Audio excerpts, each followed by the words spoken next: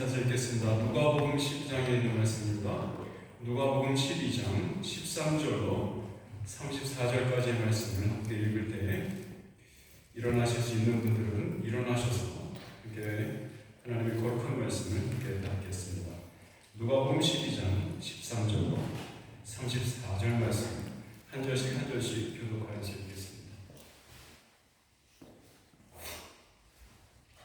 무리 중에 한 사람이 이르되 선생님 내 형을 명하여 유산을 나와 나누게 하소서 하니 이르시되 이 사람아 그가 나를 너희에게 재판 자이나 물건 나누는 자로 세웠느냐 하시고 그들에게 이르되 삼가 모든 탐심을 물리치라 사람의 생명이 그 소유에 넉넉한 데 있지 아니하리라 하시고 또 이르러 그들에게 말하여 이르시되 한 왕자가 그들 앞에 수출이 풍성하매 심중에 생각하여 이르되 내가 곡식 쌓아둘 곳이 없으니 어찌할까 하고 또 이르되 내가 이렇게 하리라 내 백반을 헐고 더 크게 짓고 내 모든 곡식과 물건을 거기 쌓아두리라. 또 내가 내 영혼에게 이르되 영혼아 여러 해 쓸 물건을 많이 쌓아두었으니 평안히 쉬고 먹고 마시고 즐거워하자 하리라 하되 하나님은 이르시되 어리석은 자여 오늘 밤에 내 영혼을 도로 찾으리니 그러면 내 준비한 것이 누구의 것이 되겠느냐 하셨으니 자기를 위하여 재물을 쌓아두고 하나님께 대하여 부유하지 못한 자가 이와 같으리나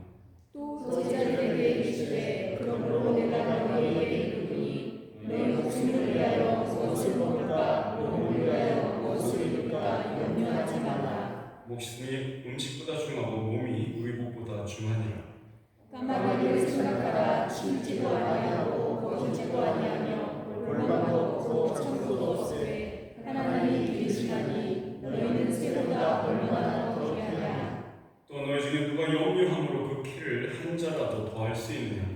그런즉 가장 작은 일도 하지 못하면서 어찌 다른 일들을 염려하느냐. 백합화를 생각하여 보라. 실도 만들지 않고 짜지도 아니하느니라. 그러나 내가 너희에게 말하노니 솔로몬의 모든 영광으로도 입은 것이 이 꽃 하나만큼 훌륭하지 못하였느니라.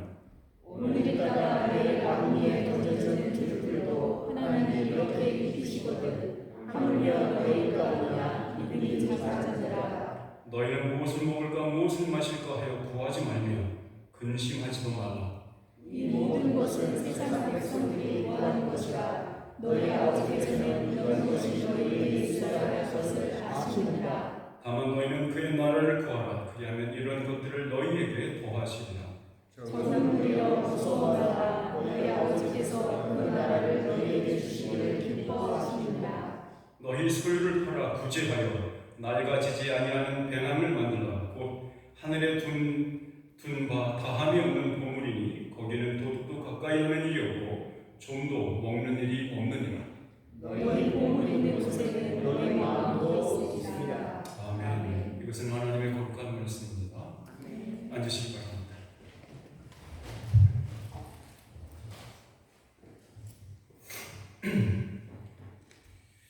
예수님께서는 자신의 제자들과 그를 따르는 자들, 그런 또한 그의 설교를 듣는 자들 앞에서 기도에 대하여 가르치는 횟수보다 재물과 돈에 관해서 가르치는 횟수가 훨씬 많습니다. 우리를 더 놀라게 만드는 사실은 우리 모두가 이것에서 자유롭지 않기 때문이죠. 돈과 탐욕은 늘 쌍둥이처럼 붙어 다닙니다. 이것들은 우리에게 멋있는 가면을 만들어주죠. 그래서 아주 매력적인 의복을 지어 입혀주기도 합니다. 그래서 그 옷으로 다른 사람인 채, 더 멋있는 사람인 채 하며 살아가죠. 멋진 무도회에서는 멋진 옷을 입고 타인들의 시선을 받으며 춤을 추며 자기 자신의 존재를 확인하죠. 인간 본성에 남아있는 죄악은 수치와 두려움으로 작동됩니다. 인간이라면 누구나 나는 아니야, 나는 수치도 없고 두려움도 없어 말할 수 있는 자가 아무도 없습니다. 아마도 이 이야기 속에서 우리가 읽은 이 비유 속에서의 이 어리석은 부자를 그림으로 그려보면 아마도 얼굴에는 기름기가 잘 흐르고요, 아주 멋진 옷을 입었겠죠. 지팡이를 잡고 그리고 배가 좀 맞은 산만큼 나왔을 겁니다. 남산만큼 클 겁니다. 그리고 배를 앞뒤로는 못 흔드니까 좌우로 흔들면서 다운인가 10번지 앞을 걸어가고 있을 것 같습니다. 역시 제 유머는 통하지 않는군요. 자, 우리가 서 있는 곳은 예수님께서 우리에게 이야기를 하시고 있는 바로 그 현장입니다. 누구도 예수님의 그 말씀의 그물에서 빠져나갈 수 없습니다. 이 이야기를 우리가 함께 살피는 동안 아마도 우리들은 우리 자신들의 존재 가치의 경박함과 또한 그동안의 우리의 행위들이 어떻게 개의 목줄처럼 메어져 있는 두려움에 폭로당할 수 있는지 아마 놀라실 수 있습니다. 당황스러울 겁니다. 그런데 거기에서 우리를 구원하는, 거기에서 우리를 탈피시켜주는, 탈출하는 단 한 가지 방책이 우리에게 주어져 있습니다. 이 이야기의 주인이신 예수 그리스도 그 속으로 들어가는 것뿐입니다. 예수님께서 먼저 우리에게 이야기로 우리 속에 들어오셨듯이 우리에게 열린 길이 되어주셨기 때문입니다. 예수님께서는 우리에게 열린 길이 되어주시려고 결코 소멸되지 않는 이 죄악의 깊은 심연까지 내려오셨습니다. 우리가 그와 함께 인간 본성의 깊은 수치와 두려움 속으로 점철된 자아의 깊은 곳까지 경험해 보는 것은 그다지 유쾌하거나 쉬운 일은 아닐 것입니다. 아마도 그런 이유 때문이어서인지 예수님께서는 이 무거운 주제를 아주 유쾌한 비유의 방식으로 가져오시는 것 같습니다. 오늘 말씀 속에서는 한 사람이 예수님에게 접근하면서 이야기가 시작됩니다. 어떻게 시작되냐면 13절 말씀입니다. 무리 중에 한 사람이 이르되 선생님 내 형을 명하여 유산을 나와 나누게 하소서니. 자, 그런데 이 한 사람은 예수님 앞에 나왔는데 예수님에게 접근하는 목적은 단 한 가지입니다. 한 가지 쉽게 말한다면 이겁니다. 내 형이 아버지가 남긴 유산을 엄청 많이 뜯어갔거든요. 저는 그것이 불의하다고 생각합니다. 예수님, 저 다시 한번 판결을 내려주셔서 저로 하여금 더 많은 포션을, 더 많은 유업을, 유산을 내가 가질 수 있도록 도와주세요. 라는 것이 이 사람의 목적이죠. 이 사람은 예수 그리스도의 진리의 말씀을 듣고자 하는 게 아니죠. 그렇죠? 그러니까 예수님께서 나온 이유는 단 한 가지입니다. 돈이죠. 그러니까 예수님이 방문하시기를 뭐라고 하시냐면 그 다음 절에 말하죠. 이 사람아, 누가 나를 너희의 재판장이나 물건 나누는 자로 세우느냐 하시고 이렇게 말씀하셨죠.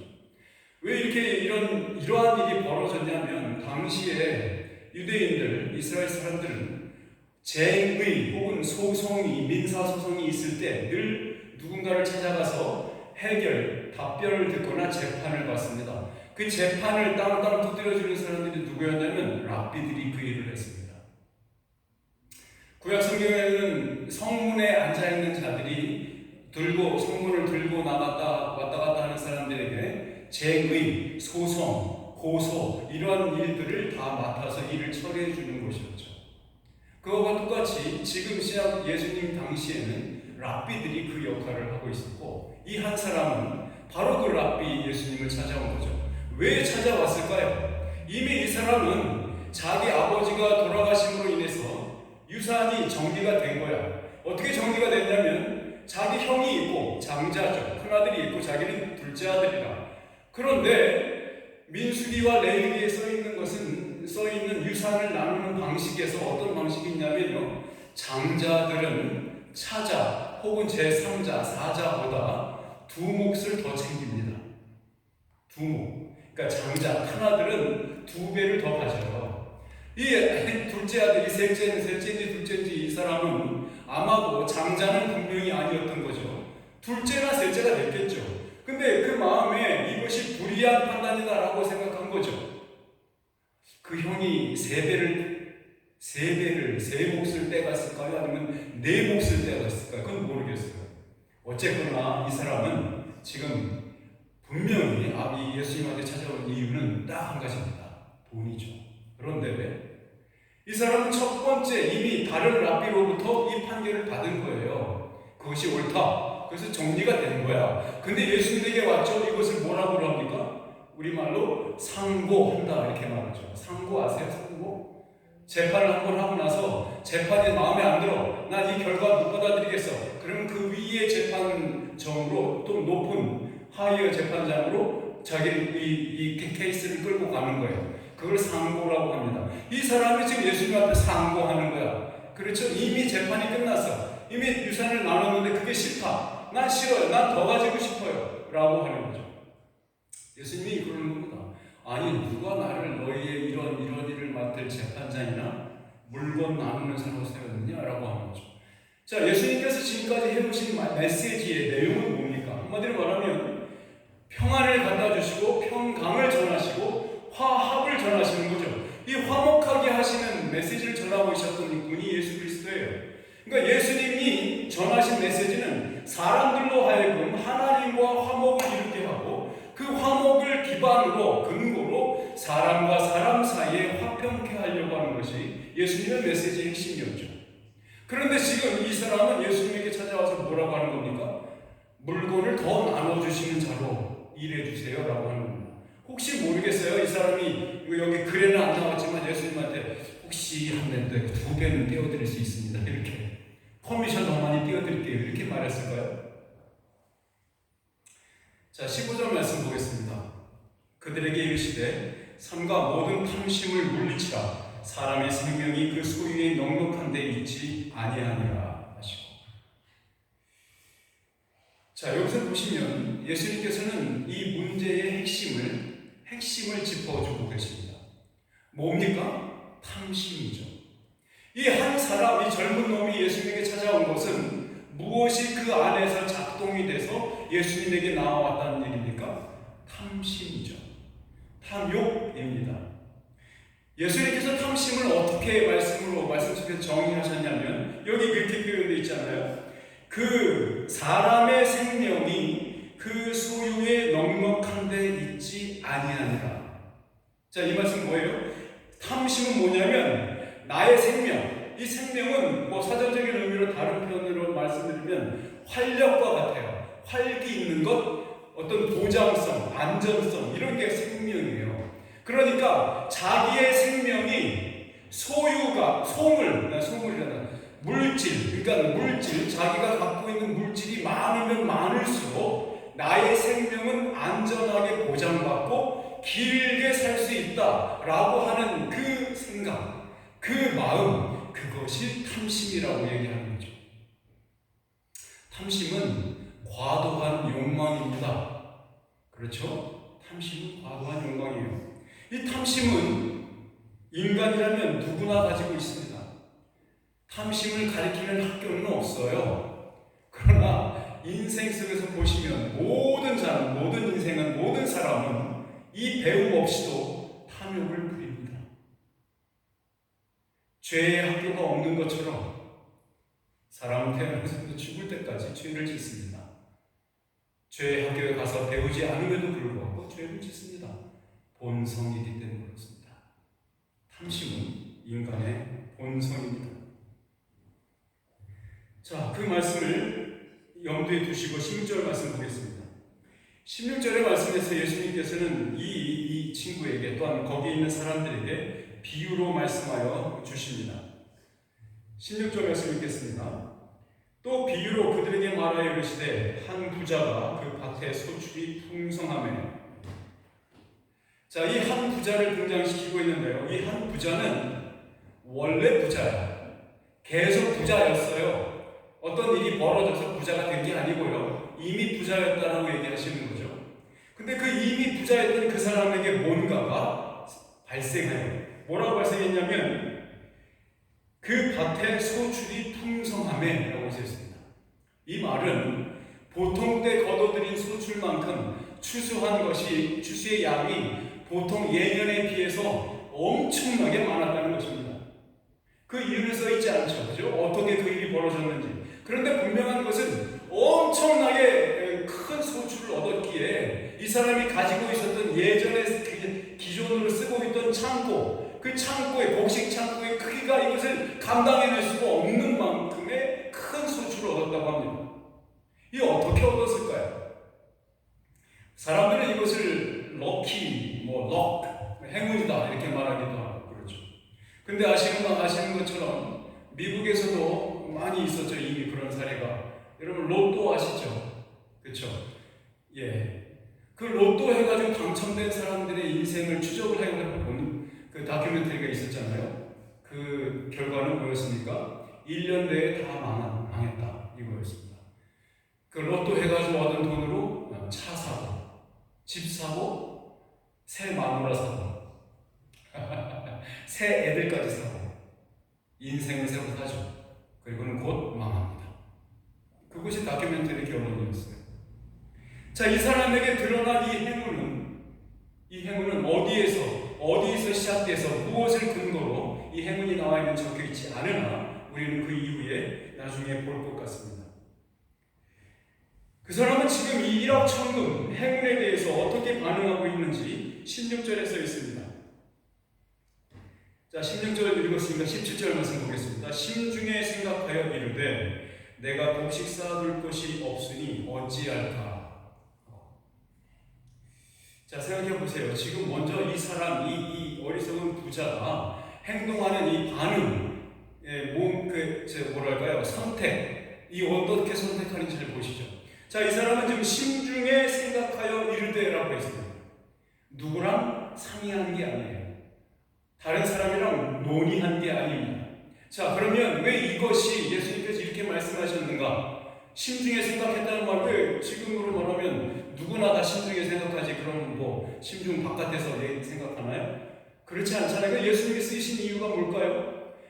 그 시대에는 지금도 여전히 그런 사회가 있지만요, 그 시대에는 공동체가 중심이 되는 사회였습니다. 이 공동체라고 하는 것은요, 부하거나 가난하거나 큰 해를 당했거나 아니면 죽임을 당했거나 아니면 새로운 생명이 태어났거나 이것은 모두 다 가족 잔치가 아니라 마을 잔치였던 데가 이 공동체가 중심된 사회 문화였습니다. 여러분 탕자의 비유 기억하시죠? 탕자가 돌아왔을 때 그 아버지가 가족 잔치를 했습니까? 아니잖아요. 마을 잔치, 동네 잔치를 했잖아요. 모든 사람을 다 초청해서 먹이고 즐겁게 기쁨을 나누지 않습니까? 이 사람은 지금 그렇게 해야 됐음에도 불구하고 그렇게 하지 않은 거예요. 그 심중에 생각했다는 얘기는 이 사람의 안중에는 사람이 있다 없다? 없다. 안하 무인입니다. 사람이 없습니다. 그러므로 이 사람이 이렇게 생각한 이유는 무엇입니까? 갑자기 소출이 풍성해졌는데요. 갑자기 1억 천금이 생겼어요. 굉장히 큰 행운이 생겼는데 이 행운이, 이 사람은, 이 어리석은 부자는 이 행운이 어디서 왔다고 생각하는 겁니까? 내가 잘나서 왔다 생각합니다.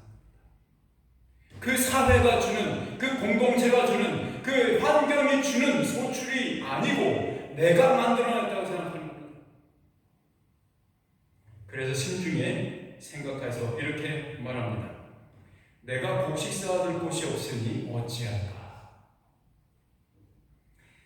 자, 목적이 뭡니까? 심중에 생각하는 생각의 사유의 목적이 무엇입니까? 내 소유물을 어떻게 계속 보존할까? 이거죠. 굉장히 큰 소출이 생겼는데 이 소유가 갑작스럽게 와가지고 지금 있는 창고는 너무 작은 거야. 이거를 어떻게 다 케어하지? 이걸 어떻게 다 갖고 있지? 이거죠. 공동체 중심의 사회에서는 그런 일이 생기면 어떻게 해야 됩니까? 반드시 그것을 나눠야 됩니다. 공동체가 함께 기뻐하고 공동체가 함께 나누고 공동체가 그것을 함께 즐겨야 하는 것이죠. 근데 이 사람은 어떻게 생각합니까? 어떻게 이것을 나 혼자 갖고 있지? 어떻게 나의 창고에 가득 쌓아놓을까? 라고 생각하는 거죠. 그 18절 말씀을 보면 이렇게 해답을 얻습니다. 뭐라고 합니까? 18절 말씀 읽어볼까요? 시작. 또 이르되 내가 이렇게 하리라. 내 곡간을 헐고 더 크게 짓고 내 모든 곡식과 물건을 거기 쌓아두리라. 어떻게 한답니까? 원래 있던 걸 헐어버려요. 이거 너무 작아. 이거 헐어. 부셔버려. 그리고 새로 지어. 그리고는 거기에다가 곡식을, 소출을 쌓아놓으면 되겠구나라고 딱 답을 얻은 거예요. 생각해 보세요. 이 어리석은 자가 얼마나 어리석은지 말이죠. 그리고 그가 내놓은 방책, 그가 내놓은 지대가 얼마나 유치한지 보십시오. 여러분, 지금 세상 속에서는 어떤 광고까지 나오는지 아십니까? 네? 그 옛날에 그 한번 이명박 때 그 한번 나왔던 거 있습니다. 부자 되세요. 기억나십니까? 예쁜 이영애 씨가 나와가지고 부자 되세요 이렇게 친절한 금자씨처럼 이렇게. 그리고는 어떤 보험회사나 이런 것들은 행복하세요, 행복하세요, 행복하세요, 행복하세요 주문을 외웁니다. 광고에 말이죠. 세상의 지혜는 이처럼 경박합니다. 너무도 값어치가 없죠. 자, 그리고 그 19절 말씀에 이어집니다. 19절 말씀을 보죠. 또 내가 내 영혼에게 이르되 영혼아 여러 해 쓸 물건을 많이 쌓아두었으니 평안히 쉬고 먹고 마시고 즐거워하지 하리라 하되. 자, 여기서 보시면요, 17절에 심중에 생각하여 이르되라고 써있죠. 그리고 18절에는 또 이르되라고 써있죠. 그럼 19절에는 내가 내 영혼에게 이르되라고 써있죠. 자, 이것은 무엇을 의미하는 거냐면요, 이 사람의 표층, 인간이라고 하면요 표층 구조가 있잖아요. 바깥에 보이는, 바깥으로 드러나는, 그리고 생각에도 사유에도 이 구조가 있어요. 마치 건축물처럼 1층, 2층, 3층이 있는 거예요. 인간의 마음 속도 이렇게 표면으로 나와 있는 마음이 있고요, 깊은 마음이 있고 더 깊은 심연의 마음이 있어요. 마치 이 구조는 이 어리석은 부자가 맨 처음 앞에 있는 요 머리 위에서 생각하다가 이제 가슴으로 생각하다가 이제 뱃속으로 내려간 것 같아요. 가장 깊은 심연에까지 들어가서 자기 영혼에게 말합니다. 내가 내 영혼에게 이르되 영혼아, 야 멋지죠? 영혼아 너는 여러 해 동안 쓸 물건을 많이 쌓아두느라고 얼마나 고생했냐. 자기 영혼에게 얘기하는 거죠. 이제 그만하면 됐다. 이제 그만 평안히 쉬고 먹고 마시고 즐거워하자. 사랑하는 여러분, 이처럼 그 자기 영혼을 이렇게 뭐라고 할까요? 자기 영혼을 이렇게 잘 이렇게 감싸 안아주고 말이죠. 보살펴주고 안위를 해주고 이런 말들, 이런 행위들, 이런 사유들 오늘날의 사유입니다.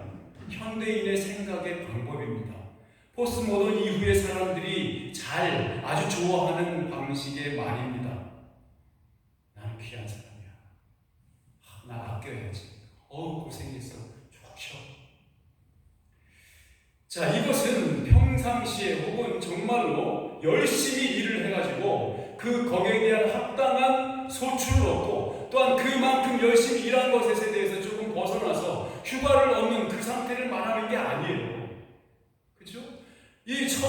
벌써 처음부터 배경 설정을 예수님께서 해주신 것처럼 기대치 못한 큰 것이 벌떡 일어나는 거예요. 기대치 못한 큰 풍성한 소출이 한꺼번에 뚝 하고 떨어진 거예요. 거기에 대해서 이 어리석은 부자가 얼마나 어리석게 반응하는지를 예수님께서 얘기해주고 있어요. 그 얘기해주는 이유가 뭐예요? 탐심이 무엇인지 설명하고자 하는 것입니다. 그 탐욕이 얼마나 인간이 자기 스스로 자기의 능력으로 벗어날 수 없는 것인지, 개 목걸이, 개 목줄처럼 벗겨질 수 없는 것인지 그것을 얘기해주고 있는 것입니다. 자, 이 사람에게 지금 하나님께서 갑자기 들이닥칩니다. 20절 말씀입니다. 하나님은 이르시되 어리석은 자여 오늘 밤에 내 영혼을 도로 찾으리니 그러면 네 준비한 것이 누구의 것이 되겠느냐 하셨습니다. 여러분, 지금 이 사람이 이 마지막 날에, 마지막 그 넘도 잔치의 날에 가장 휘황찬란한 파티를 벌이고 있었습니다. 기뻐 날뛰고 많은 사람을 초대하지도 않고 자기 혼자 즐거이 부어라 마셔라 하고 있었습니다. 하나님이 그 마지막 클라이막스에, 기쁨의 클라이막스에 딱 등장하십니다.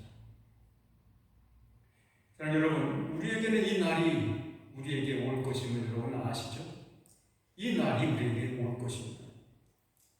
누가복음 17장 26절에 보면 노아의 때와 같이 구워라 마셔라 먹고 마시고 즐기자 하던 그때에 하나님께서 하늘의 문을 여셔서 홍수로 그 세상을 덮으셨던 것이 기록되어 있습니다. 이 사람에게 바로 그 홍수의 날이 시작된 것입니다. 어리석은 자여, 오늘 밤에 네 영혼을 도로 찾으리니. 여러분, 왜 하나님께서는 오늘 밤에 그 영혼을 도로 찾는다고 말씀하실까요?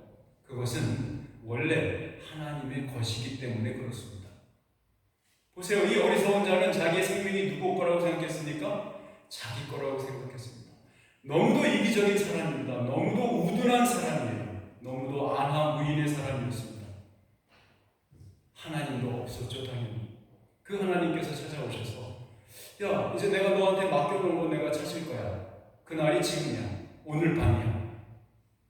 산통을 다 깨고 있죠. 잔치가 완전히 묵사발이 됩니다. 하나님께서 그의 인생으로 들어왔습니다. 여러 번 말씀드린 것처럼 하나님의 임재를 뜻하는 임마누엘, 그 일이 벌어지는 것은 언제나 두 가지를 같이 동반한다고 말씀드렸습니다. 하나님의 축복과 하나님의 심판으로서의 저주가 드러나는 날입니다. 하나님께서 그에게 오셨습니다. 오늘 밤에 네 생명을 도로 찾겠다. 이 사람이 그날 바로 죽었는지 아니면 오래오래 더 100년을 해로하다가 살다가 죽었는지는 모르겠습니다. 하나님께서 이미 오셔서 찾겠다 하셨으니 이미 찾으셨겠죠. 그러면 남는 질문은 이겁니다. 그 남은 것이 네가 평생 준비한 것이 누구의 것이 되겠느냐? 지난 금요일날 청년들과 이야기하면서 특별히 지명이하고 얘기하면서 지명이 여자친구는 시므란이 자기 얘기를 해주는 적이 있었습니다. 가까운 친척인데 그 사람이 아주 5억 파운드인가요? 그 정도를 벌었다고 합니다. 열심히 일했답니다. 그리고 벌었는데 다 그 5억 파운드를 놓고 갑자기 비명 행사하셨대요. 그래가지고 비명 행사한 거를 그 가족들, 동생들이 나눠 가졌답니다. 동생들은 졸지에 가부가 됐답니다.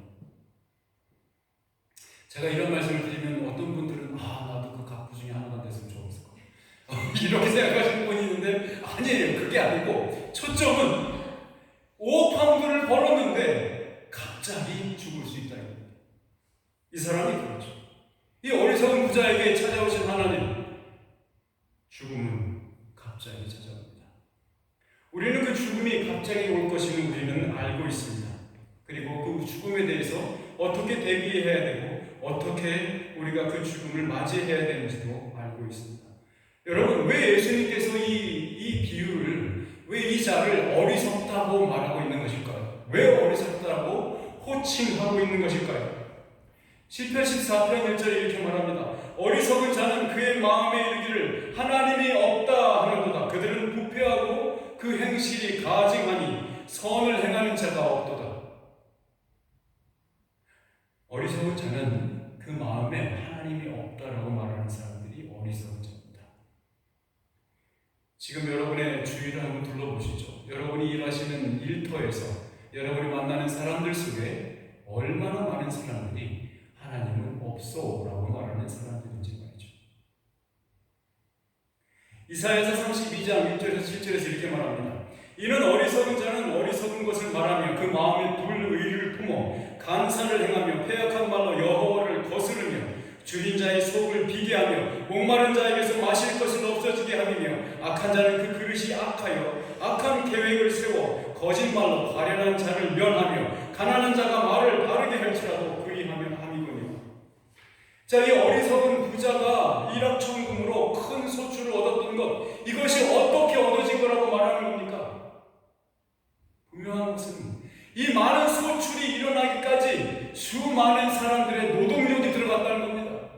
수많은 사람들의 눈물이 들어가는 것이고 수많은 사람들의 정직한 노동이 들어갔다는 것입니다. 그런데 이 사람은 그 사람들에 대해서, 그 일꾼들에 대해서, 그 소출을 만들어낸 사람들을 아무 관심을 두지 않고 있는 거예요. 그게 어리석은 자의 특징입니다. 그것이 하나님이 없는 자의 야고보서를 한번 찾아서 같이 읽으면 좋겠습니다. 야고보서 5장 1절에서 6절 말씀인데요. 야고보서 한번 찾아보시죠. 베드로전서 바로 앞에 있습니다. 베드로전서는 신약성경 끝부분에 있고요. 페이지 수로는 376페이지 정도 있습니다. 야고보서 5장 1절에서 6절 말씀 한번 같이 읽으면 좋겠습니다. 함께 읽읍시다. 시작. 들으라 고관자들아, 너희에게 임할 고생으로 말미암아 울고 통곡하라. 너희 재물은 썩었고 너희 옷은 죽먹었으며 너희 금과 은은 녹이 쓸었으니 이 녹이 너희에게 증거가 되며 불같이 너희 살을 먹으리라. 너희가 말세에 재물을 쌓았다. 보라, 너희 밭에서 추수한 품꾼에게 주지 아니한 삭시 소리 지르며 그 추수한 자의 우는 소리가 만군의 주의 귀에 들렸느니라. 너희가 땅에서 사치하고 방종하여 살육의 날에 너희 마음을 살찌게 하였도다. 너희는 의인을 정죄하고 죽였으나 그는 너희에게 대항하지 아니하였느니라. 어리석은 부자는 자신이라는 존재의 가치를 그의 육체가 쉬고 먹고 마시고 몸이 즐거워함에 두었습니다. 하나님의 형상을 입은 인간의 가치를 짐승의 것과 동일하게 취급하고 있는 이 부자는 얼마나 어리석습니까? 사랑하는 여러분, 당신의 영혼은 얼마의 가치를 가지고 있다고 생각하십니까? 하나님은 갑작스럽게 이 어리석은 부자의 인생으로 들어오셨고 육체의 향연에서 즐거움의 극치에서 몸을 떨고 있던 바로 그 순간 하나님은 그에게 오셔서 그의 목숨, 그의 생명을 도로 취하셨습니다. 이 어리석은 부자의 선택은 자기를 위해 재물을 쌓아두는 일이었습니다. 그러면 예수님께서 말씀하시는 그 다음 구절에 나오는 말씀은 어떻게 읽어야 할까요? 우리 다시 오늘 말씀 누가복음 12장으로 가서 그 뒤에 있는 말씀을 읽어보겠습니다. 20절 말씀입니다. 20절, 21절 말씀 같이 읽을게요. 시작. 하나님은 이르시되 어리석은 자여, 오늘 밤에 네 영혼을 도로 찾으리니 그러면 너의 준비한 것이 누구의 것이 되겠느냐 하셨으니 자기를 위하여 재물을 쌓아두고 하나님께 대하여 부여하지 못한 자가 이와 같으니라. 여러분, 어떤 억만장자에게도 가서 물어보십시오. 야, 참 당신은 참 큰 재물을 갖고 있어서 좋겠습니다. 지금 당장 혹시 원하시는 게 있으면 한번 말씀해 주시기 바랍니다. 100이면 100의 모든 억만장자는 다 이렇게 대답합니다. Just a little bit more. 조금만 더 있으면 좋겠다는 거죠. 사랑하는 여러분, 탐심은 하나님의 선하심의 반대말입니다. 탐심은 하나님의 선하심, 거기에 반대말입니다. 반대말 정도가 아니라 하나님의 선하심을 대적하는 말입니다. 어리석은 자라고 호칭하시는 예수 그리스도, 왜 불렀는지 우리가 지금 보았습니다. 누가복음 12장 33절에서 34절 우리가 읽었던 말씀을 한번 보겠습니다. 여기서 예수 그리스도께서 우리에게 방법을 제시하십니다. 33절로 34절 말씀입니다. 같은 장 누가복음 12장 33절로 34절 같이 읽겠습니다. 너희 소유를 팔아 구제하여 낡아지지 아니하는 배낭을 만들라. 곧 하늘에 둔 바 다함이 없는 보물이니 거기는 도둑도 가까이 하는 일이 없고 종도 보는 일이 없느니라. 너희 보물 있는 곳에는 너희 마음도 있으리라. 오늘 말씀의 제목을 낡아지지 아니하는 혹은 낡지 않는 배낭이라고 붙였습니다. 여러분, 저와 여러분은 모두 나그네입니다. 그리고 저와 여러분은 모두 이 세상을 살아가는 여행객입니다. 우리는 하늘 도성이라고 하는 하늘 도시, 하늘 천성이라고 하는 그곳에 도착하기까지 걸어야 하는 여행객입니다. 나그네입니다. 그러므로 우리의 등 뒤에는 반드시 이 배낭이 매너져 있습니다. 여행객처럼 말이죠. 그런데 예수님께서 우리에게 말씀하시는 그 배낭은 이 배낭을 만들어서 매라고 하십니다. 어떤 배낭이요? 낡아지지 아니하는 배낭. 이 낡아지지 아니하는 배낭은 어떤 의미일까요? 어떤 의미일까요? 이렇게 말합니다. 왜 낡아지지 아니하는 배낭이냐면 곧 하늘에 둔 바 다함이 없는 보물이니 라고 했죠. 낡아지지 아니하는 배낭의 정의는 뭡니까? 하늘에 두었고, 하늘에 놓은 거야. 하늘에 놓은 것이고, 그리고 하늘에 놓은 것이고, 그 하늘에 놓은 그 보물은 다함이 없는 보물이라고 써 있습니다. 이 다함이 없다는 말은 무엇입니까? 엑스파이어가 안 된다는 얘기예요. 유통기한이 없다는 얘기입니다. 영원하다는 거예요. 그 보물은 영원하다는 겁니다.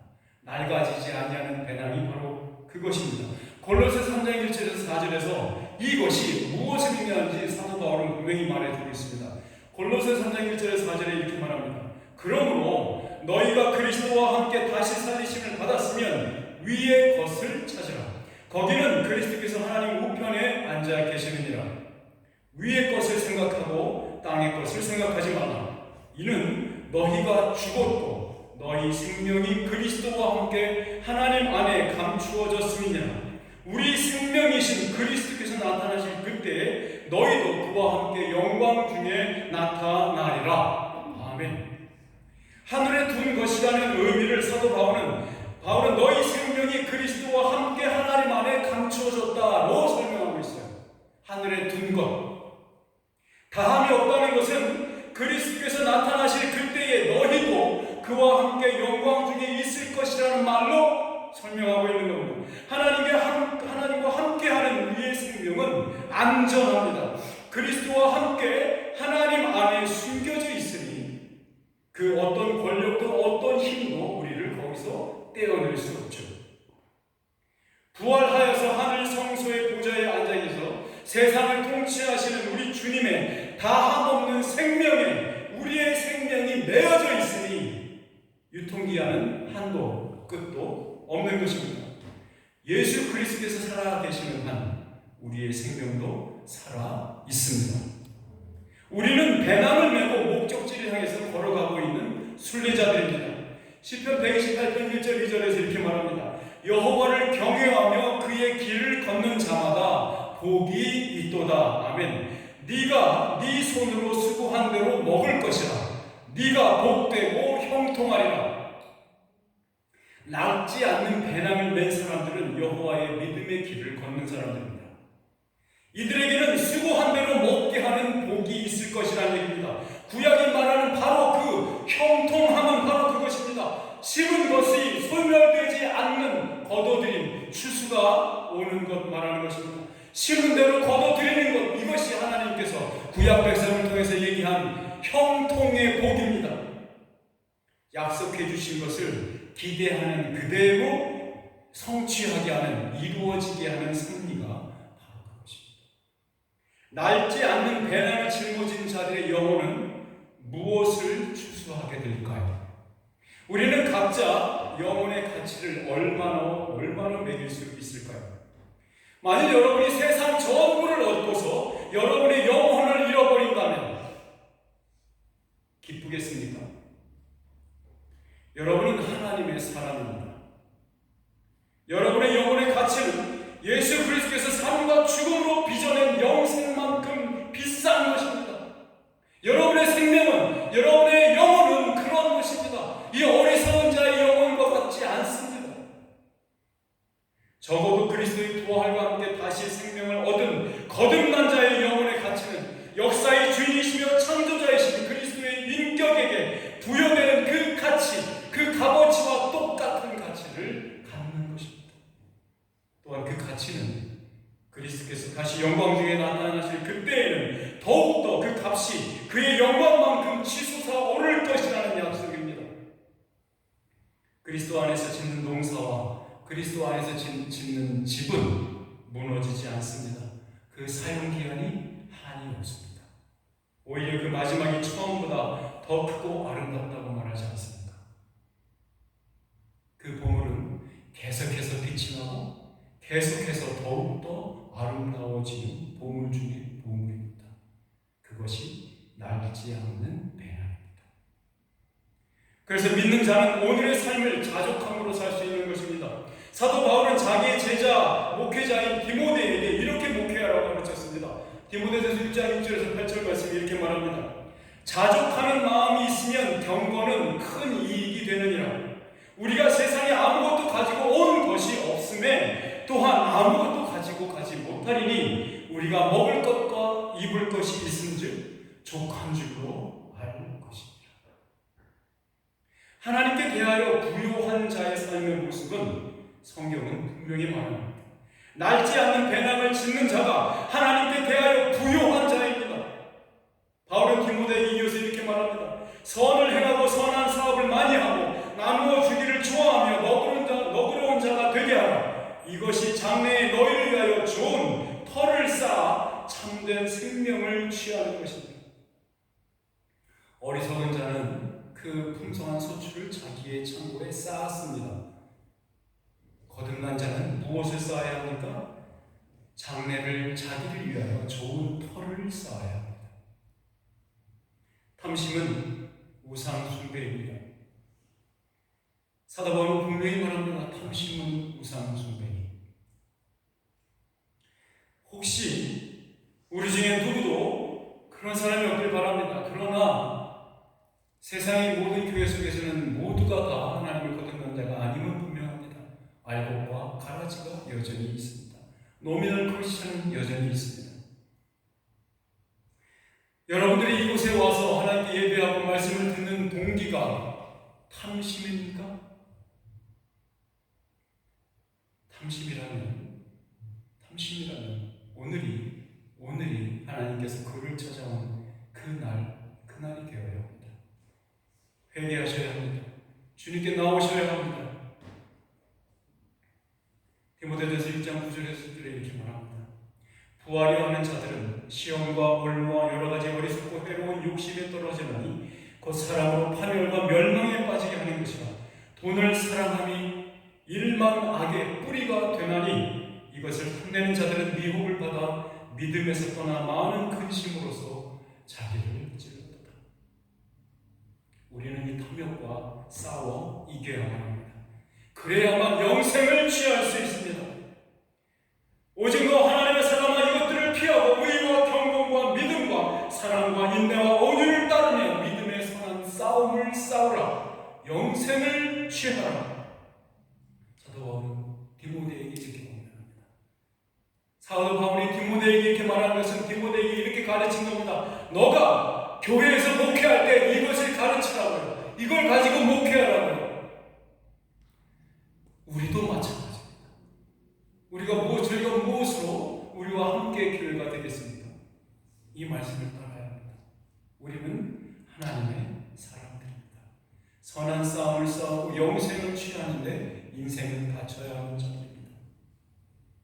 탐심에 매여 사는 사람들은 그들이 갖고 있었던 습관과 버릇을 버릴 수가 없습니다. 악한 버릇이 있습니다. 에스겔 선지자의 입을 통해서 이렇게 그 악한 버릇이 무엇인지 말해줍니다. 에스겔서 33장 30절 31절 말입니다. 자, 가서 여호와께로부터 무슨 말씀이 나오는가 들어보자 하고 백성이 모이는 것 같이 네게 나아오며 내 백성처럼 너 앞에 앉아서 너의 말을 들으나 그대로 행하지 아니하니 이는 그 입으로는 사랑을 나타내어도 마음으로는 이익을 따릅니다. 입으로는 사랑을 그러나 마음으로는 이익을 향해 달려갑니다. 이러한 탐심의 소유자들은 교만한 마음으로 신앙생활을 합니다. 이러한 탐심은 저들의 말을 통해서 온갖 어려움을 만들어냅니다. 바울은 디모데에게 목회를 하면서 대비해야 할 것을 이렇게 말하고 있습니다. 누구든지 다른 교훈을 하며 다른 말, 곧 우리 주 예수 그리스도의 말씀과 경건에 관한 교훈을 따르지 아니하면 그는 교만하여서 아무것도 알지 못하고 변론과 언쟁을 좋아하는 자니 이로써 투기와 분쟁과 비방과 악한 생각이 나며 마음이 부패하여지고 진리를 잃어버려 경건을 이익의 방도로 생각하는 자들의 다툼이 일어나느니라. 교회 안에서 이것이 있다는 겁니다. 자, 여러분, 오늘 말씀을 맺으면서 한 구절 말씀을 함께 읽고자 합니다. 이 말씀을 마음에 품고 한 주간 실행해 보시기 바랍니다. 설교자로서 제가 성도님들께 보장할 수 있는 한 가지는 이것입니다. 여러분들이 이 말씀을 묵상하시는 동안은 세상의 모든 공격으로부터 안전할 수 있다는 것입니다. 이것을 묵상하는 동안에 여러분은 그 이전보다 한층 더 거룩해질 거라는 것입니다. 여러분은 이 어리석은 부자가 아닌 작지만 세상 전부보다 비싼 가치의 삶을 살게 될 것이기 때문입니다. 모두 자리에 일어나서 로마서에 있는 말씀을 찾아서 읽겠습니다. 로마서 12장에 있는 말씀을 찾아서 읽겠습니다. 로마서 12장 17절로 21절까지의 말씀입니다.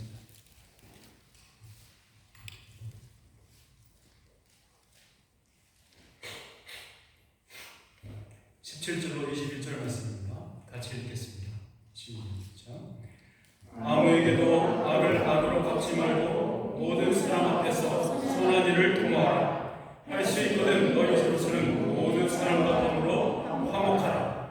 내 사랑하는 자들아, 너희가 친히 원수를 갚지 말고 하나님의 진노하심에 맡기라. 기록 되었을 때 원수 갚는 것이 내게 있으니 내가 갚으리라. 주께서 말씀하시니 네 원수가 줄이거든 먹이고 목마르거든 마시게 하라. 그리함으로 내가 숯불을 그 머리에 쌓아 놓으리라. 악에게 지지 말고 선으로 악을 이기라. 기도하겠습니다. 전능하신 아버지 하나님, 참으로 어려운 싸움이 우리 앞에 있습니다. 그러나 우리가 안심하고 우리가 이길 것이라는 승리를 우리가 이미 얻었던 것처럼 말하는 것은 우리 주 예수 그리스도께서 그 싸움을 이기셨기 때문입니다. 보라, 내가 세상을 이기었노라 담대하라고 말씀하신 우리 주님을 기억합니다. 이 말씀을 통하여 한 주간 또 담대함으로 당당함으로 싸워나가게 하시고 영생을 취하게 하시고 선한 싸움을 싸울 수 있도록 이끌어 주시옵소서. 성령이 함께 하시고 복을 내려 주시옵소서. 예수 그리스도 이름으로 기도합니다. 아멘. 우리 찬송가 635장 주기도문으로 찬송가 하겠습니다. 635장입니다.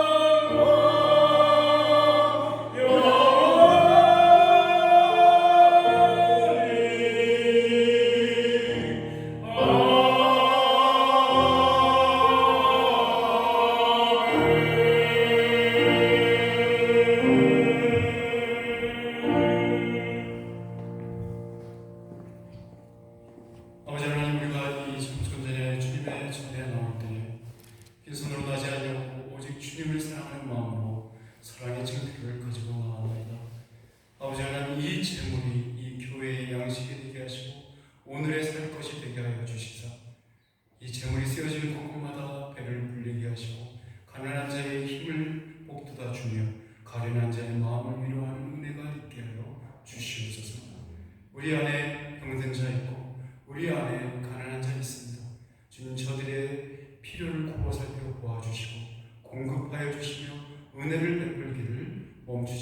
주시옵소서.